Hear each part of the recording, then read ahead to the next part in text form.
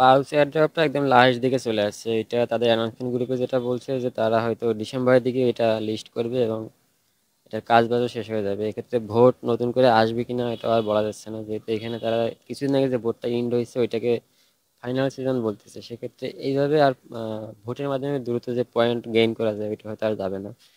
এক্ষেত্রে আপনারা যত পারেন মাল্টি করে এসে পয়েন্টগুলো কালেক্ট করে নেন, কারণ তাদের যে অফিসিয়াল গ্রুপ আছে সেই গ্রুপে তারা বলছে যে ডিসেম্বরের ভিতরে যায়, কালকে ডিসেম্বর 1 তারিখ, ডিসেম্বরের ভিতরে এটার ফার্মিং শেষ হবে এবং হয়তো লিস্ট হবে। কয়েন মার্কেট ক্যাপের যে অ্যানাউন্সমেন্ট গ্রুপ আছে ওইখানে তারা বলছে ডিসেম্বরে লিস্ট হবে, তাও 30 তারিখ, ডেটও বলছে, আমি দেখাচ্ছি আপনাদের।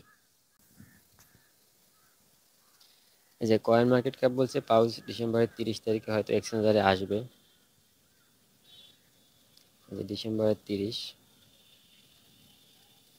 তো মাল্টিপল করেন হয়তো, তাও এক একটা আইডিতে আপনারা 30-40 হাজার করে পাউচ জমাইতে পারবেন।